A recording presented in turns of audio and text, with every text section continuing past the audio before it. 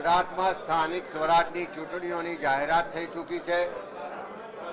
સમગ્ર ગુજરાતમાં મહાનગરપાલિકા, નગરપાલિકા, તાલુકા પંચાયત, જિલ્લા પંચાયતની બેઠકો માટે 26મી એપ્રિલના રોજ મતદાન થવાનું છે। ત્યારે કોંગ્રેસ પાર્ટી દ્વારા ઘણા લાંબા સમયથી આની તૈયારીઓ શરૂ કરવામાં આવી હતી। સમગ્ર સૌરાષ્ટ્રમાં કિસાન આક્રોશ યાત્રા અને ત્યાર પછી આખા ગુજરાતમાં જન આક્રોશ યાત્રાના માધ્યમથી અમે લોકોની વચ્ચે ગયા, લોકોની સાથે સીધો સંવાદ પ્રસ્થાપિત કર્યો। સરકારનો જે ભ્રષ્ટાચાર છે, ગેરવહીવટ છે, જે તાનાશાહી છે, જે અન્યાય છે, જે ભેદભાવ છે, એની ફરિયાદો, રજૂઆતો, લોકોની તકલીફો, પીડા, આક્રોશ જાતે જઈને જોયો છે, જાતે જઈને સાંભળ્યો છે, જમીની હકીકતો જોઈ છે। આખા ગુજરાતમાં સ્થાનિક સ્વરાજની સંસ્થાઓમાં ભારતીય જનતા પાર્ટીના જે શાસકો છે એમણે ઉઘાડી લૂંટ મચાવી છે।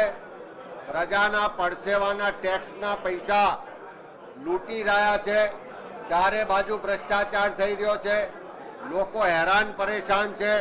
તમામ વર્ગ વિસ્તારના લોકો આ સરકારને બદલવા માટે તૈયાર છે અને સરકાર ખાડે ગઈ છે એવું એકી અવાજે કહી રહ્યા છે। ત્યારે આજે સમગ્ર સૌરાષ્ટ્રના તમામ જિલ્લાઓમાં જે અમારા પ્રદેશના નિરીક્ષકો તાલુકા વાઇઝ ગયા, જે સંભવિત ઉમેદવારો છે એમને સાંભળ્યા છે, અમારા કાર્યકરો સાથે સંવાદ કર્યો છે, સંકલન કર્યું છે। અમારા જિલ્લા કોંગ્રેસ સમિતિઓ દ્વારા જે ચૂંટણી સમિતિઓ બનાવી એના દ્વારા પણ ઉમેદવારોની પસંદગીની પ્રક્રિયા કરવામાં આવી છે અને એને આખરી સ્વરૂપ 4 તારીખથી શરૂઆત કરીને અમે પ્રદેશ લેવલે આપવાના છે। પ્રદેશ ચૂંટણી સમિતિની બેઠક 4 તારીખથી શરૂઆત કરશે।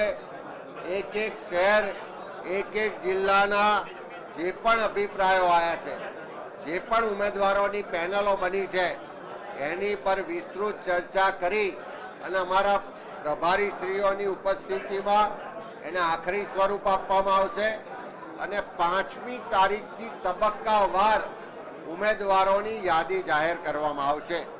સર્વપ્રથમ મહાનગરપાલિકાના ઉમેદવારોની યાદીઓથી અમે શરૂઆત કરીશું અને તબક્કાવાર આખા ગુજરાતની લગભગ જે 10,000 બેઠકો પર ચૂંટણીઓ થવાની એ તમામ બેઠકો પર ઉમેદવારોની જાહેરાત થશે। કોંગ્રેસ પાર્ટીએ નક્કી કર્યું છે કે ઉમેદવારની પસંદગીની પ્રક્રિયામાં જિલ્લા ચૂંટણી સમિતિને પ્રાધાન્ય આપવામાં આવશે। શહેર જિલ્લાની જે ચૂંટણી સમિતિ છે એના દ્વારા જે ઉમેદવારો પસંદ કરવામાં આવ્યા છે એને સંમતિની મોહર પ્રદેશ સમિતિ દ્વારા મારવામાં આવશે। ખાસ કરીને 50% કરતાં વધારે બેઠકો પર યુવાનોને તક આપવામાં આવશે। સમાજમાં જે લોકો માટે બોલે છે, લોકોના પ્રશ્નો માટે લડે છે, જે સમાજના પ્રબુદ્ધ નાગરિકો છે, જે આ ભ્રષ્ટાચારી શાસનને બદલવા માંગે છે, જે લોકોના અધિકાર માટે લડવા માંગે છે, જે સંવિધાનની રક્ષા કરવા માટે માંગે છે, આ પંચાયતી રાજને સ્થાનિક સ્વરાજમાં જે સત્તાઓ છીનવી રહી છે સરકાર, એની સામે આ સંસ્થાઓ બચાવવા માંગે છે એવા તમામ લોકો, જે લોકોની પસંદગીવાળા ઉમેદવારો છે એમને પ્રાધાન્ય આપવામાં આવશે।